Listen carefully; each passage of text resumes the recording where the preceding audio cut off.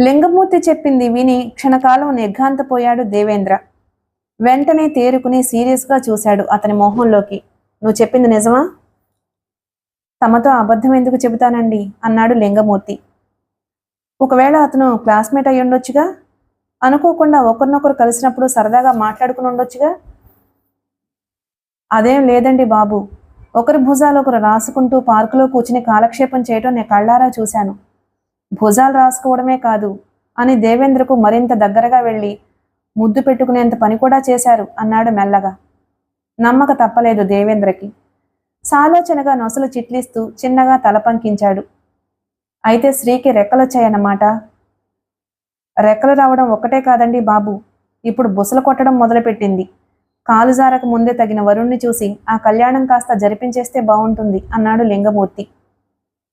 వరుణ్ణి చూడడం ఇదివరకే జరిగిపోయింది.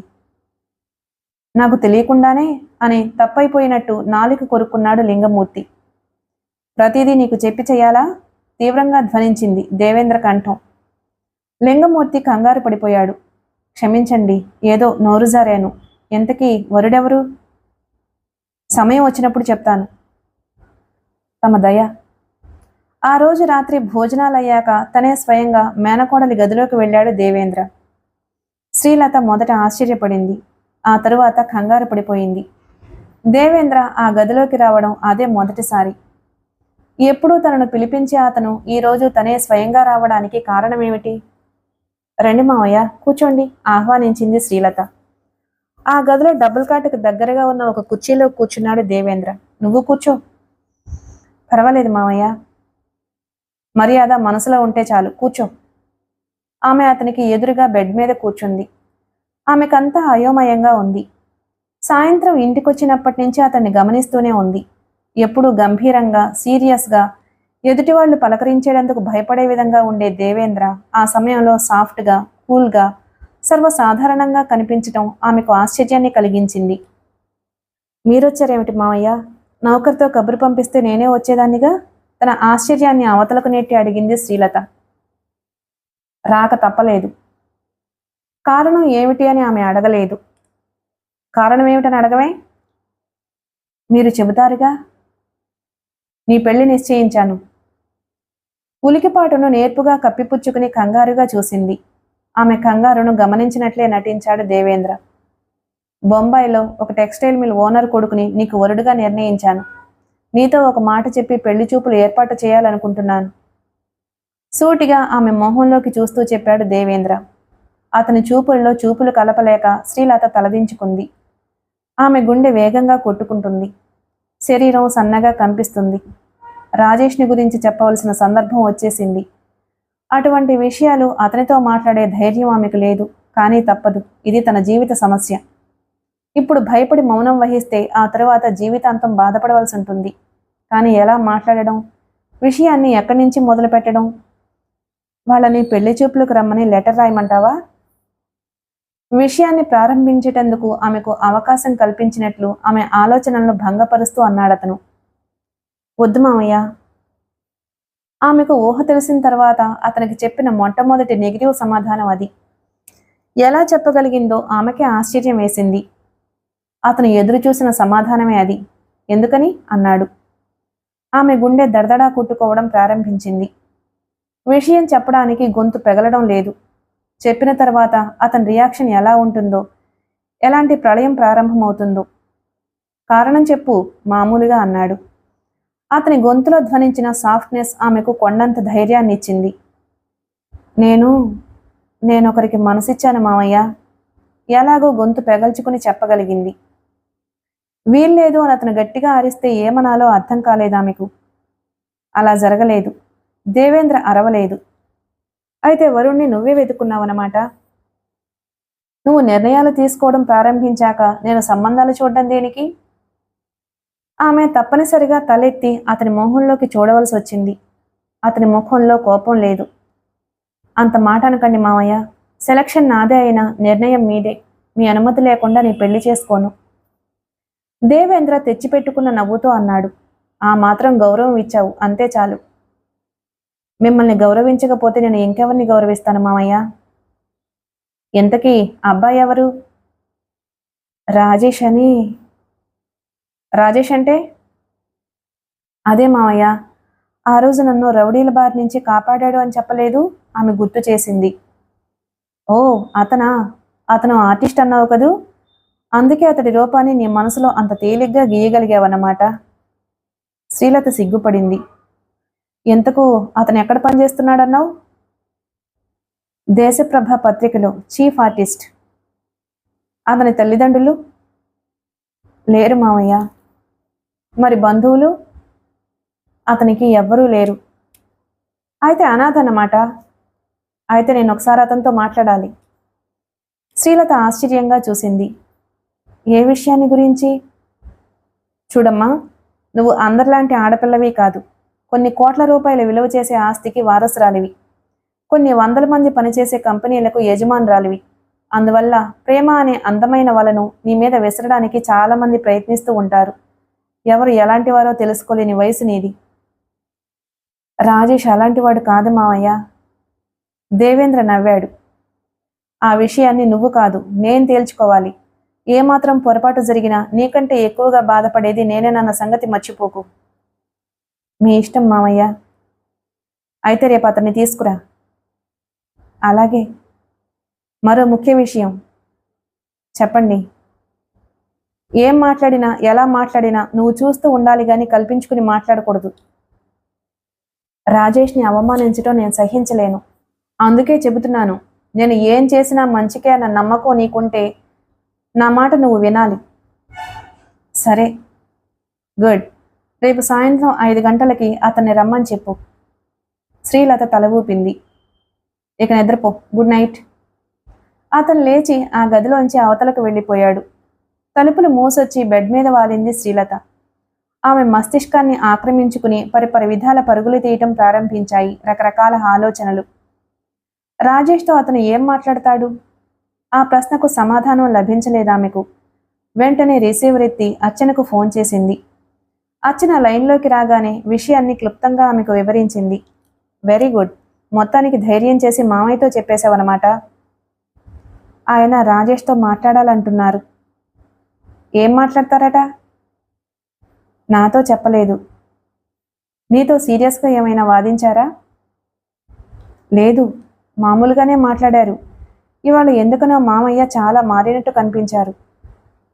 ఆల్ రైట్, రాజేష్తో మాట్లాడని అంది అర్చన. రాజేష్ ఒప్పుకుంటాడా? ఎందుకు ఒప్పుకోడు? ఈరోజు కాకపోయినా రేపైనా మీ మామయ్యతో అతను మీ పెళ్లి విషయం మాట్లాడాలిగా. నాకేదో భయంగా ఉందర్చన. డోంట్ వరీ, ముందు వాళ్ళ మీటింగ్ జరగనియ్యి. రిజల్ట్ని బట్టి తర్వాత ఆలోచిద్దాం. అలాగే. Good night with sweet dreams. తను గుడ్ నైట్ చెప్పి రిసీవర్ క్రెడిల్ చేసింది శ్రీలత. సమయం సాయంత్రం 5 గంటలు. శ్రీలత భవంతి మెయిన్ గేటు దాటి పోర్టుకోలో ఆగింది మారుతి కారు. రాజేష్తో పాటు కారులోంచి కిందకు దిగింది శ్రీలత. అతన్ని వెంట పెట్టుకుని హాల్లోకి వెళ్ళింది. హాల్లోని సోఫాలో కూర్చుని ఉన్నాడు దేవేంద్ర. అతని పక్కనే నిలబడి ఉన్నాడు లింగమూర్తి. శ్రీలత రాజేష్తో పాటు కలిసి రావడం గమనించేసరికి ఆశ్చర్యంతో విశాలమయ్యాయి అతని కనుబొమలు. విషయం అర్థంగాక తికమక పడిపోయాడు లింగమూర్తి. మామయ్య, నేను చెప్పలేదు, ఇతనే. ఆమె పూర్తిగా చెప్పకముందే అడ్డుకున్నాడు దేవేంద్ర. నువ్వు మేడ మీదకు వెళ్ళు అన్నాడు గంభీరంగా. క్షణం ఆలోచించి గబగబా మెట్లెక్కి మేడ మీదకు వెళ్ళిపోయింది శ్రీలత.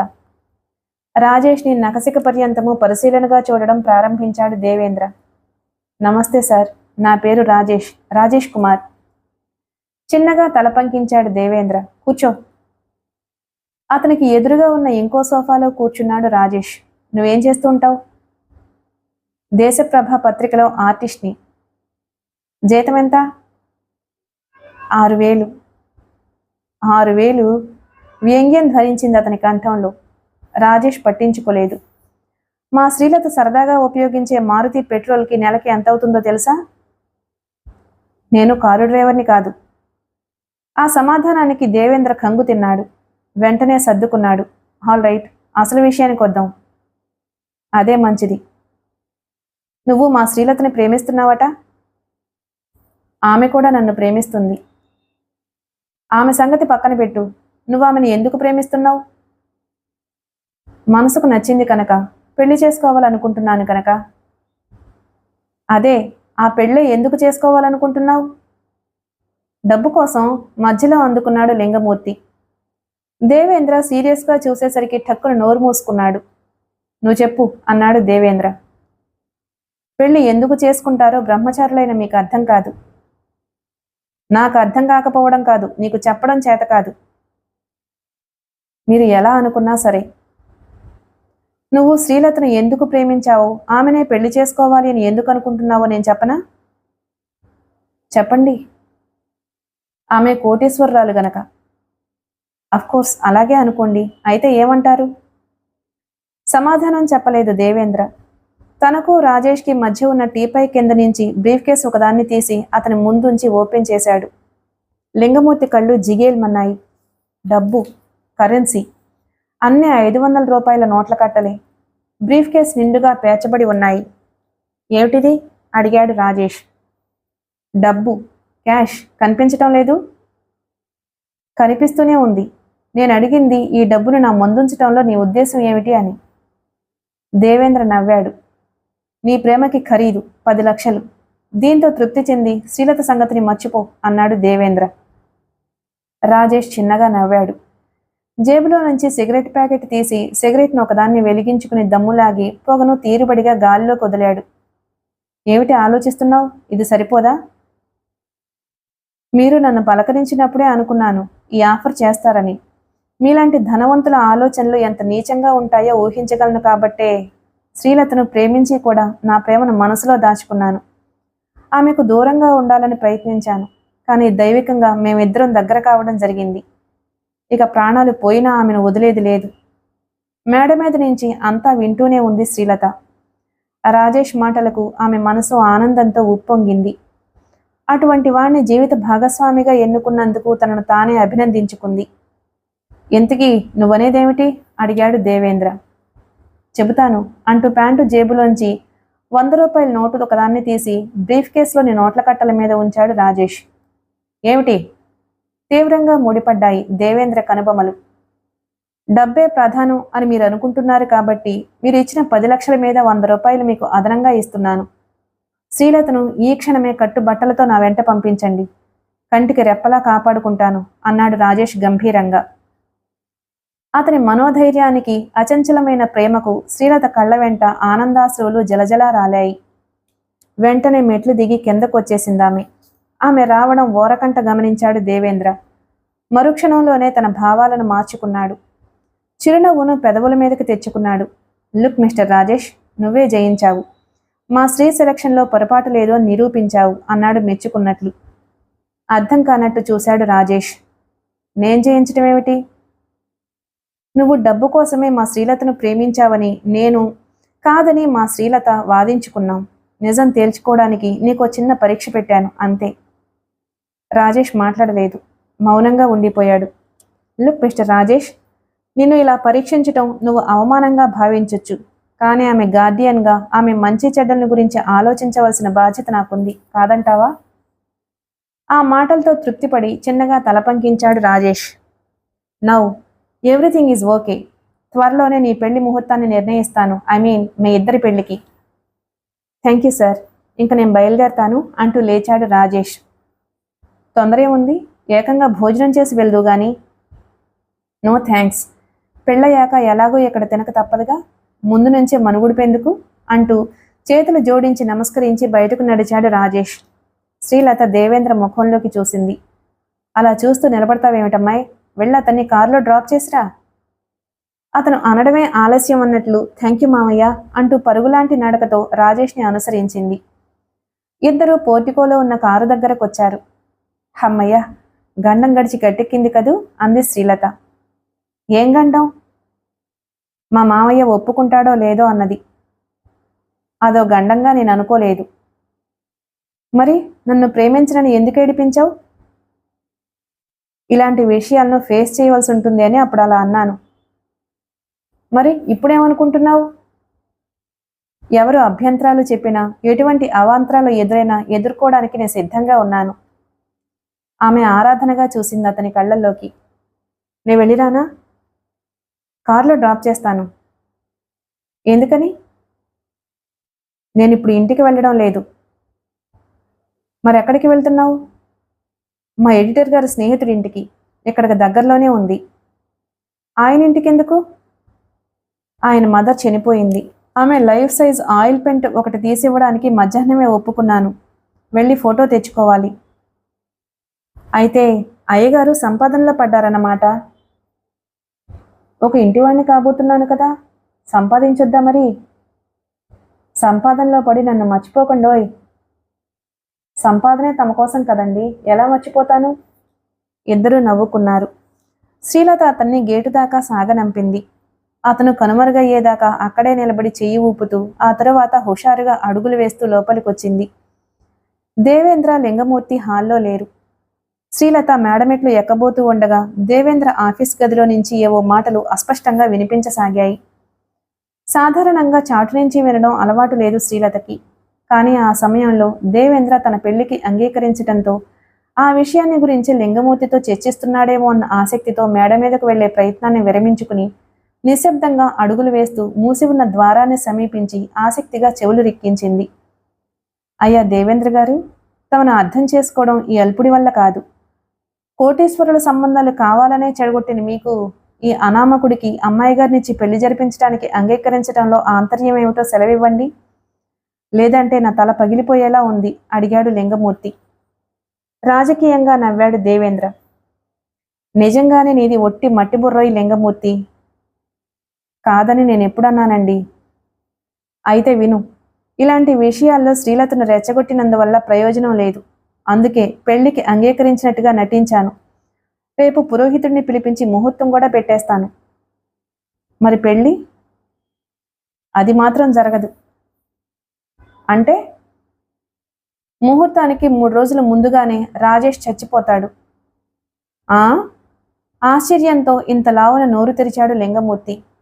ఎలా అని అడిగాడు క్షణం తరువాత. దానికో ప్లాన్ ఉంది. ఏమిటో అది? ఎర్రబాజీ అనేవాణ్ణి గురించి నువ్వు ఎప్పుడైనా విన్నావా? అమ్మో వాడా? ఒక్కసారిగా ఆదిరిపడ్డాడు లింగమూర్తి. వాడు పచ్చి నెత్తురు తాగే హంతకుడు కదండి అన్నాడు భయంగా చూస్తూ. హత్యలు చేయటం మాత్రమే కాదు, వాటిని యాక్సిడెంట్స్గా మార్చి ప్రజల్ని నమ్మించడం అతని ప్రత్యేకత. అయితే కావచ్చు. ఇప్పుడు వాడి గొడవ మనకెందుకు? అవసరం ఉంది లింగమూర్తి. ఇతరులకి అనుమానం రాకుండా, మన చేతికి మట్టంటుకోకుండా ఎర్రబాజీ చేత ఆ రాజేష్ గారిని అడ్డు తొలగిస్తాను. లింగమూర్తికి అప్పుడు అర్థమైంది అతని ప్లాన్ ఏమిటన్నది.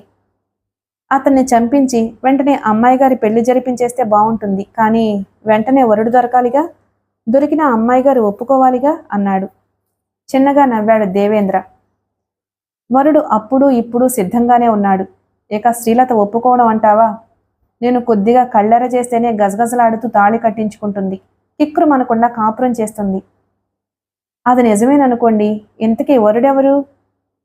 You fool! ఇంతకాలంగా నా దగ్గర పనిచేస్తున్నావు, ఆ మాత్రం ఊహించలేవు? చెప్పాను కదండి, తమ పథకాలను పసిగట్టడంలో నాది ఒట్టి మట్టిబుర్రని.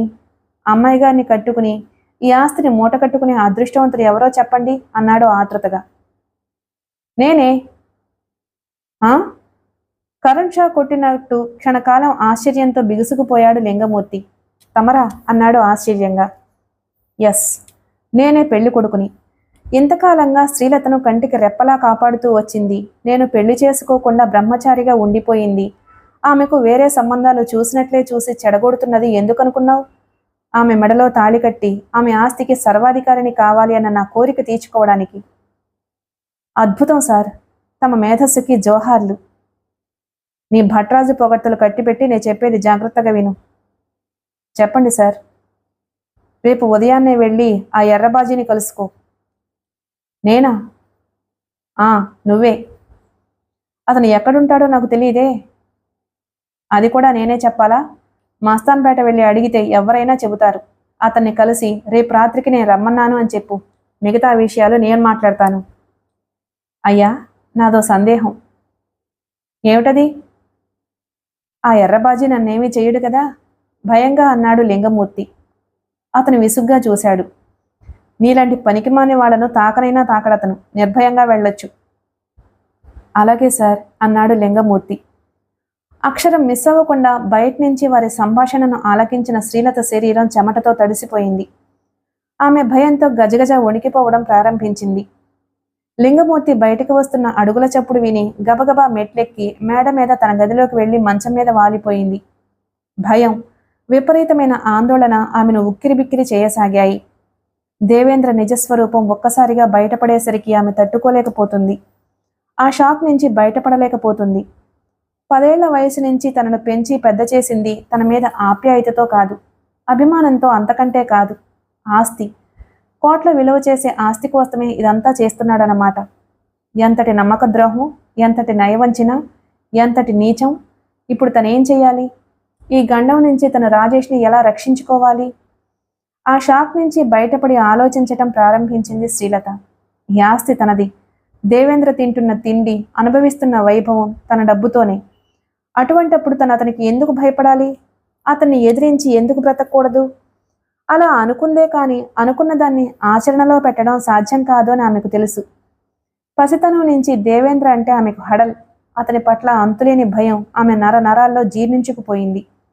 ఇప్పుడు కొత్తగా అతన్ని ఎదిరించటం సాధ్యం కాదు. అంత ధైర్యం తనకి లేదు. అయితే తనిప్పుడు ఏం చెయ్యాలి? ఆలోచిస్తున్న ఆమెకు సడన్గా గుర్తుకొచ్చింది అర్చన. అవును, అర్చన ఇటువంటి పరిస్థితుల్లో తనని ఆదుకోగలదు. సరైన సలహా ఇవ్వగలిగింది ఆమె ఒక్కతే. వెంటనే లేచి బెడ్ మీద స్టడీగా కూర్చుంది శ్రీలత. రిసీవర్ ఎత్తి అర్చన నెంబర్ డయల్ చేసింది. అవతల వైపు ఫోన్ ఎంగేజ్ అయింది. బీప్ బీప్ బీప్ అంటూ వినిపించింది శబ్దం. 2 నిమిషాలు ఆగి మళ్ళీ ఫోన్ చేసింది. అదే శబ్దం. విసుగ్గా రిసీవర్ని క్రెడిల్ చేసింది శ్రీలత. అర్చన ఎంతసేపు ఎవరితో మాట్లాడుతుంది? 5 నిమిషాల తర్వాత ఫోన్ చేసినా అదే శబ్దం. ఒకవేళ ఫోన్ చెడిపోయిందేమో? తనే ఆమె ఇంటికి వెళ్తే అదే మంచిది. ఇటువంటి విషయాలు ఫోన్లో మాట్లాడడం కంటే డైరెక్ట్గా మాట్లాడడమే చాలా బెటర్. రిస్ట్ వాచ్లో టైం చూసుకుంటూ మంచం నుంచి లేచి నిలబడింది శ్రీలత. 8 గంటల 10 నిమిషాలు అయింది టైము. ఆ సమయంలో అర్చన ఇంట్లోనే ఉంటుంది. బాత్రూంలోకి వెళ్ళి ముఖం కడుక్కొచ్చి డ్రెస్ చేంజ్ చేసుకుని బయలుదేరింది శ్రీలత. సరిగ్గా 6 గంటల తర్వాత అర్చన ఇంటి ముందు కారాపి లోపలికి వెళ్ళింది. అర్చనా, అర్చనా పిలిచిందామె. కిచెన్లోంచి బయటకొచ్చాడు ఎప్పుడూ ఆ ఇంటిని కనిపెట్టుకుని ఉండే నౌకరు. అమ్మాయి గారు లేరమ్మా. ఇంకా రాలేదా? వచ్చి ఊరెళ్ళారు. ఆ మాట వింటూనే నీరసించిపోయింది శ్రీలత. ఎంతసేపు అయింది? గంట అయి ఉంటుందమ్మా. ఏ ఊరు వెళ్ళారో చెప్పారా? లేదమ్మా. పోనీ ఎప్పుడు తిరిగి వస్తారో అదైనా చెప్పారా? అసహనంగా అడిగింది. 4 రోజులవుతుందన్నారమ్మా. బాధగా నిట్టూరుస్తూ వెనుదిరిగింది శ్రీలత. అక్కడి నుంచి తన కారులో సరాసరి రాజేష్ అపార్ట్మెంట్కి వెళ్ళింది. కాలింగ్ బెల్ నొక్కగానే రవి తలుపు తెరిచాడు. ఆమెను చూసి ఆశ్చర్యపడ్డాడు. ఏమిటి ఈ సమయంలో హఠాత్తుగా? పనుండొచ్చాను. రాజేష్ ఉన్నాడా? ఉన్నాడు, రా లోపలికి రా. ఎవరు రవి? పెయింటింగ్ బ్రష్తో కలర్స్ మిక్స్డ్ ప్యాడ్లో పట్టుకొచ్చాడు రాజేష్. శ్రీలతను గమనించిన మరుక్షణంలో ఆశ్చర్యంగా ముడిపడ్డాయి అతని కనుబొమలు. రా కూర్చో అన్నాడు చేతిలోని వస్తువుల్ని టేబుల్ మీద ఉంచుతూ. శ్రీలత మౌనంగా అక్కడున్న కుర్చీలో కూర్చుంది. మరో కుర్చీ లాక్కుని ఆమెకు ఎదురుగా కూర్చున్నాడు రాజేష్. ఆమె ఏదైనా చెబుతుందేమో అని 2 నిమిషాల పాటు ఎదురు చూశాడు. ఆమె మౌనం వదలకపోయేసరికి అడిగాడు, ఏమిటి ఇలా వచ్చావు అని. శ్రీలత తలెత్తి అతని మొహంలోకి చూసింది. చూస్తూ ఉండగానే సుడులు తిరగడం ప్రారంభించాయి ఆమె కళ్లల్లో కన్నీరు. రాజేష్ కలవరపడ్డాడు. కొద్ది గంటల క్రిందట ఆమె ముఖంలో కనిపించిన కళాకాంతులు ఇప్పుడు లేవు. ఇంతలోనే ఏమైంది? ఏమిటి శ్రీ అలా ఉన్నావు?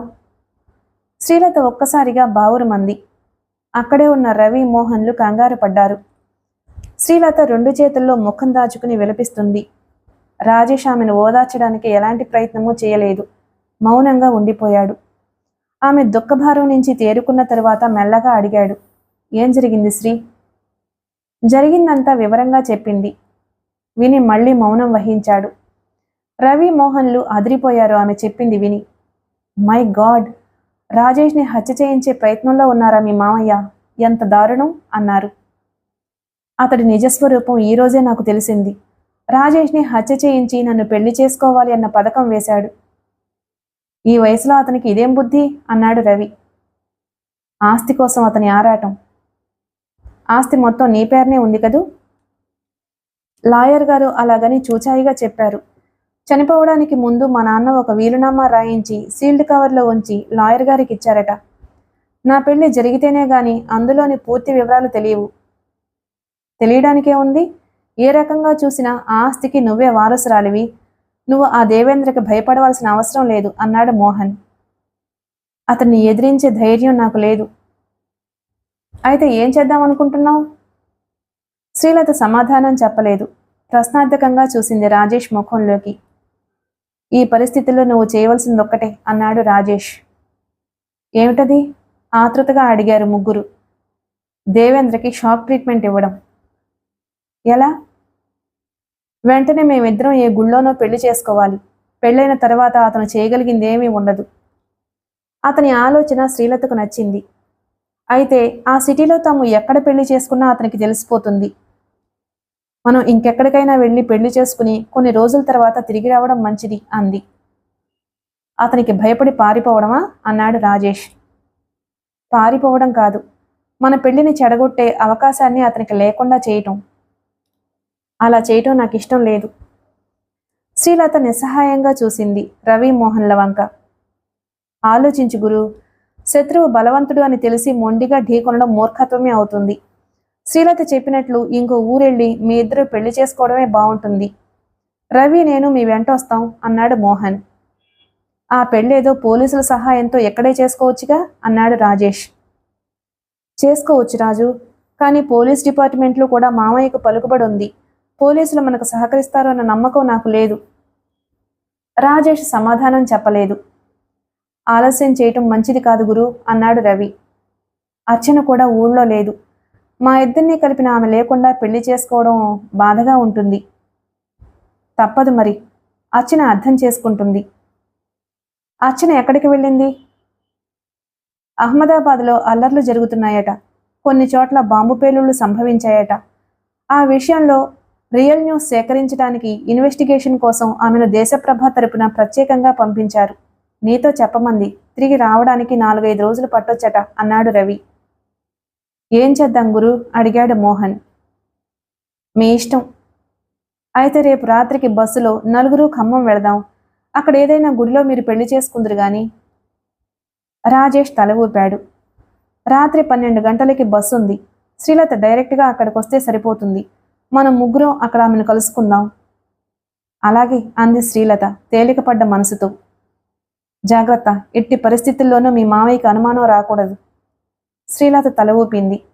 ఆ మర్నాడు రాత్రి 11 గంటలు అవుతూ ఉండగా బ్రీఫ్ కేసుతో తన బెడ్రూమ్లోంచి బయటకొచ్చింది శ్రీలత. బ్రీఫ్ కేసులో పెద్దగా ఏమీ లేవు. 2 చీరలు, 2 చుడీదార్లు, కొంత డబ్బు. ఆమె మెల్లగా మెట్లు దిగి కిందకొచ్చి దేవేంద్ర బెడ్రూమ్ వైపు చూసింది. మూసి ఉన్నాయి అతని బెడ్రూమ్ తలుపులు. అడుగులో అడుగు వేసుకుంటూ బయటికి నడిచింది. ఆమె తలుపులు తెరుస్తూ ఉండగా లేచి కూర్చున్నాడు చాలా కాలంగా ఆ ఇంట్లో పనిచేస్తున్న వృద్ధ నౌకరు భీముడు. ఎవరది? నేను భీముడు, అరవకు అంటూ చేతులు జోడించింది. భీముడు ఆమె చేతిలోని బ్రీఫ్ కేస్ని మార్చి మార్చి చూశాడు. ఉన్నట్టుండి అతని పెదవుల మీద ప్రత్యక్షమైంది చిరునవ్వు. జాగ్రత్తగా వెళ్ళిరండమ్మా అన్నాడు. భీముడు? ఆశ్చర్యం ధ్వనించింది ఆమె కంఠంలో. నాకంతా తెలుసమ్మా. మీరు ఎప్పుడో ఈ పని చేసి దేవేంద్ర బాబుకి బుద్ధి చెప్పు ఉండాల్సింది. ఇప్పుడైనా మించిపోయింది లేదు. మీ పెళ్లి కళ్ళతో చూడలేకపోయినా ఇక్కడి నుంచే మిమ్మల్ని ఆశీర్వదిస్తాను. యజమానురాలిగా తన పట్ల అతను చూపించిన అభిమానానికి ఆమె కనులు కృతజ్ఞతతో చెమ్మగిల్లాయి. అప్రయత్నంగా మరోసారి చేతులు జోడించి నమస్కరించింది. వెళ్ళిరండమ్మా కళ్ళు తుడుచుకుంటూ అన్నాడు భీముడు. బ్రీఫ్ కేసుతో బయటికి నడిచింది శ్రీలత. మెయిన్ రోడ్డు మీదకి వస్తూనే ఒక టాక్సీ ఎక్కింది. ఆమె బస్ టెర్మినల్కి చేరుకునేసరికి టికెట్లు తీసుకుని అక్కడ సిద్ధంగా ఉన్నారు రాజేష్, రవి, మోహన్. ఖమ్మం బయలుదేరడానికి సిద్ధంగా ఉన్న బస్సులో నలుగురు ఎక్కి కూర్చున్నారు. ఎవరూ చూడలేదు కదూ అడిగాడు రాజేష్. నౌకరు భీముడు చూసిన సంగతి చెప్పింది. అతను చాలా మంచివాడు అంది. ఆమె బస్సులో విండో దగ్గర కూర్చుని ఉంది. తనను ఎవ్వరూ చూడకూడదని ముఖానికి ఒక పక్కగా చేతిని అడ్డుపెట్టుకుంది. అయితే ఏదో పని మీద హైదరాబాద్ వచ్చిన తన అల్లుణ్ణి విజయవాడ వెళ్లే బస్ ఎక్కించడానికి వచ్చిన ఒక వ్యక్తి అస్పష్టంగా ఆమెను చూడడం జరిగింది. తను చూసింది శ్రీలత అవునో కాదో ఖచ్చితంగా తెలియలేదు అతనికి. ఆ విషయం తేల్చుకోవడానికి గబగబా ఖమ్మం బస్సు దగ్గరకు రాబోయాడు అతను. అతని అనుమానం తీరకముందే బస్సు టెర్మినల్ని దాటి మెయిన్ రోడ్డు మీదుగా ఖమ్మం వైపు దూసుకుపోవడం ప్రారంభించింది. భుజాలు చిన్నగా స్ట్రెక్ చేస్తూ వెనుదిరిగాడు ఆ వ్యక్తి. తన భ్రమ కాకపోతే ఈవేళప్పుడు ఎయిర్ కండిషన్ బెడ్రూమ్లో హాయిగా నిద్రపోతూ ఉండే శ్రీలత సొంత కారును కూడా వదిలి బస్సులో ఎందుకు ప్రయాణం చేస్తుంది అనుకున్నాడు. ఆ వ్యక్తి లింగమూర్తి.